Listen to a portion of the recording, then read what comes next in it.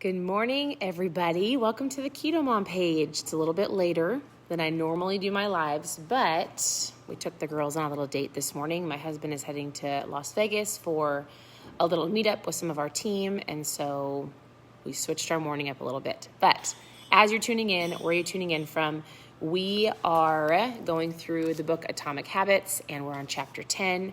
And if you are new here, we are going through a book every single day, every month, for the rest of my life, as long as you tune in here. So if you tune in sometime in the morning, my hope is to get the live done around 7:30. But today was a little different, but that's okay because we are adaptable and you can watch the replay.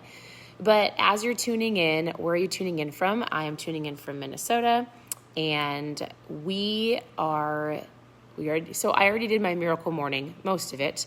For those of you who are doing the Miracle Morning Challenge, we started a 30-day challenge, to just get your mornings right, to wake up intentionally, to wake up with a purpose, to wake up not after hitting your snooze button 18 times, and to do things to set up your day, like drinking water right away in the morning, right?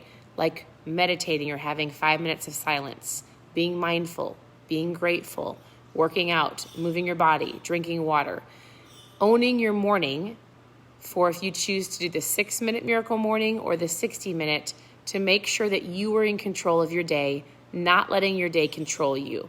That is the power of this book. It's super great. I don't have it with me. I left it in the other room, but it's called The Miracle Morning. Super great. I think is Hal Elrod is the author. Get the book. Then we started this book, I think June 10th, and I think maybe not. Anyways, we're on chapter 10, and so if you're watching it, thank you, honey bun. If you're tuning in every day, awesome. If you're following along with the book, awesome. What are you loving about it, and are you implementing? So what I love to say is every time that I come on here and teach you something or give you an action step or you watch somebody else, right? The point is not to gain all of the knowledge and the wisdom and not do anything with it. The point is to take action. So in this chapter, he talks about how to find and fix causes of your bad habits. He talks about a story of his friends and how they all were smoking and how when you're in an environment, usually you end up like the 5 people you hang around the most, right? Talks about how you're in an environment, whether it's eating or smoking or drinking or doing something that you might not want to do, but you do it because everybody else is doing it, right? So all of the guys in the story were smoking. And one guy specifically said, I quit smoking. He read a book and he said this book changed the way he thought about it, which allowed him to stop smoking because he realized he wasn't the victim. And I'll just give you the brief understanding of what he said. He said, in this book, the book didn't say, here's how you stop smoking and here's what you should be doing, but it flipped it. It gave him a different mindset. So during the entire book, he said, I stopped smoking because I stopped lying to myself. But what he did is the author switched the way that you thought about it. He said, instead of using things like don't smoke, throughout the entire book, he said things like, you think that you are quitting something, but you're not quitting anything because cigarettes don't do anything for you. You think smoking is something that you need to do to be social, but it's not. You can be social without smoking. You think that smoking is about relieving stress, but it's not. Smoking does not relieve your stress or your nerves. It destroys them. So what he did is he didn't quit smoking. He made the reader believe that smoking wasn't good for them or wasn't doing anything for them. He simply switched the way they were thinking about it. And that's what you can do with any bad habit that you have, right? It's not that, I'll give you an example as we keep going. So he says, what you have to do is you change and you make the thing that you're doing unattractive. And throughout the entire book, the author said, get it clearly into your mind. You are losing nothing and you are making marvelous positive gains, not only in your health, energy, and money, but also confidence, self-respect, freedom, and most importantly of all, the length of quality of your future life. He basically was speaking, he wasn't a smoker. He was speaking against all of the negative. Do you guys realize that you have, there are power in your words? It's biblical. The Bible says your words have the power of life and death. We teach our kids, your words give life or your words bring death, right? Oh my goodness, there's so much I could teach on just that in general. But it's super, super powerful. If you're constantly saying, well, I'm using this because he's using this in the chapter. I'm a smoker. I have to smoke. It calms my nerves. I have to. And you're speaking it out loud, guess what? You're going to believe it, right? Same thing with eating. I'm an emotional eater. I always eat when I'm sad. Oh, I have to go get some chocolate. It's my time of the month, right, girls?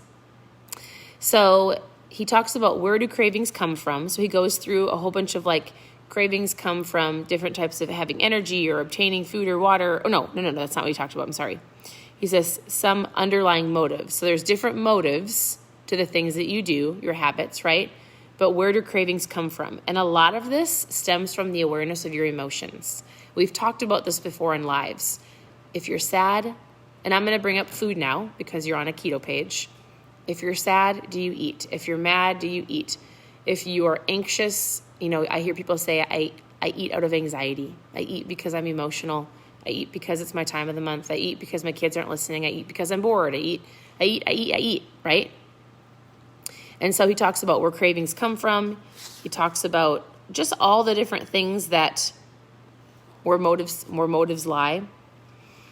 So for example, he says, you notice, that's different. Oh, there's so much. And a lot of this is sciencey. I was like, okay, I get it.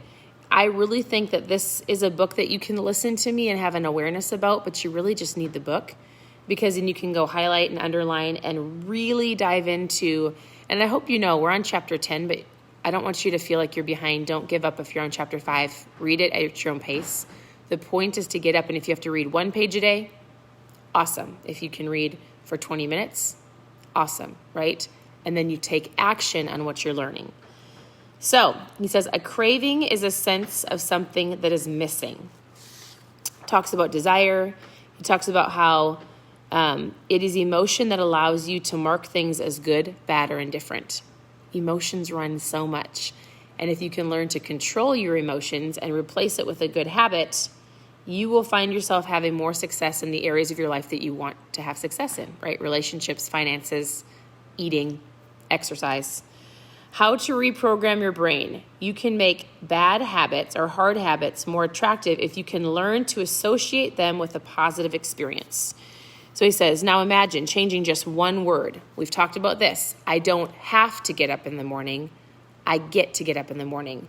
I don't have to go work out. I get to go work out. Your words and the way that you think about things will shift the perspective of what you get to do. If you take anything away from this chapter, I want you to pay attention to the words that you're saying and the things that you're thinking before you do it. The book is called Atomic Habits. So if you're brand new, I'd love to know if you're new, post new below. We go through a book every single morning. I will be doing this every day. If you want to learn recipes, tips, and tricks, anything about the keto lifestyle, that's all on the page too. So scroll back to 2015. Actually, I think today is the day that I actually started the Keto Mom page. We should celebrate. We should probably celebrate. Maybe tune in later. Maybe I'll do a fun giveaway. But today is the day that the Keto Mom page, I posted about it. It was in my stories on my page. It's kind of fun, right? 6 years. Super fun. So anyways, and I like to read, so I'm going to share it with you. The key point is that both versions, you get to wake up, right? You get to make another sale. You get to cook dinner for your family. Simply changing one word, you shift the way that you view the events in your life, right? The key point is that both versions are reality. You have to and you get to. You have to do these things and you also get to do them. And we can find evidence for whatever our mindset, like what we choose. So he said, once he heard a story, this is great. This is great perspective. Listen to the story. It's super short. He said, I once heard a story about a man who used a wheelchair. When he was asked if it was difficult being confined, he said, I'm not confined to my wheelchair. I'm liberated by it. If it wasn't for the wheelchair, I would be bound in my bed for the rest of my life. This shift in perspective completely transformed how he lived each day, right? He was not confined to his wheelchair. If he didn't have a wheelchair, he'd be bound to his bed. perspective, right? You get to get up and move your body. How many of you have a cell phone and you're watching me, right? You are blessed. You have so much. Some of you just need to know that you're worthy for success. You are worthy to get up and take care of yourself. For you mamas who have little babies, I have 4 daughters. They are 13, 11, 9, and 8. And I remember when they were all little, and we lived in Oklahoma at the time. My husband worked in the ministry. He worked for a church called Life Church. And first of all, financially, I'm not even going to tell you where we were at, because we at that point in time had to be very resourceful with our finances. But also, being away from our family and friends and grandparents, and being in a state where I had to adapt and make new friends, having a brand new baby, 2, 4, and 6-year-old, I didn't go anywhere. I did not take care of myself. I would try to work out, but I didn't have the accountability. And I kept feeling guilty. So for you moms, if you ever feel like, I have to go I get to take care of my kids. But my mindset was, nope, I have to do this. I have to clean the house. I have to take care of my kids. I have to make dinner. I don't have time. I didn't have anybody coaching me on, guess what, Stephanie? It's okay to take 15 minutes and go read. It is okay for you to go for a little workout. I didn't allow myself to do any of those things because I didn't think that it was right of me to do that. And I want you to know, being on the other side of diapers and nap times, and I have complete independence with my children, I wish somebody would have said, Stephanie, give yourself some time, because if your cup isn't filled, how in the world are you going to fill up somebody else's cup? How are you going to not scream at your kids? How are you going to not be exhausted at the end of the day, right? How are you going to do all these things if you're not taking care of yourself, right? So for those of you who need to hear that, it's important that you take care of your mindset. It's important that you get up and move your body. It's important that you do make healthier choices so that you can play with your kids and your grandkids. There's never a too late moment to start. You have to start today, right? You get to do all of these things. So the rest of the book is great. He talked about how, he just kind of broke things down. For example, I need to go running in the morning. Instead of saying I need to, say it's time to build endurance and get faster, right? Instead of saying, like, if your goal is I need to get financially free, he says, saving money is often associated with sacrifice. Instead, think of it as freedom rather than limitations. So simple truth, living below your current means increases your future means. Instead of saying like, oh, I have to save money or I can't go out to eat, think of things differently. What are you gaining from that? Perspective is important. He goes through meditation. He goes through so many things. So here's the ultimate kind of what he was talking about. The key to finding and fixing the causes of your bad habits is to first reframe the association you have about it, right? And then it's easy. It's not easy, but if you can reprogram your prediction, not I have to, but I get to, you can transform a hard habit into an attractive one, right? Hard habit of exercising, hard habit of choosing better foods. I don't want to go through the drive-through, right? All of these things, it has to do with your perspective. It has to do with the words that you're speaking. It has to do with the way that you're thinking about it. If you could just shift 1 degree, not I have to, but I get to, right? Oh, I have to go run. No, I get to go run. Oh, I don't get to go out to eat. No, I'm saving money to get out of debt so I can be financially free for our children. Shift it. If it's a negative, shift it to a positive. There is a positive in everything. You just have to choose to find it and to speak it. So, I think this chapter is great. I'm being annoyed by a fly. What do you think of this chapter? And what do you think of the book? Are you going through it and are you implementing these? If all you do today is change the words, I have to get out my fly gun. Change the words that you're speaking into I get to, I am blessed. Yes, I get to do that. I get to drive my kids around all day long to their camps.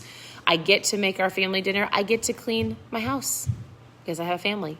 I get to do the laundry. Thank you, Jesus, that I have kids to do laundry for. You want to know how many people would probably love to do laundry?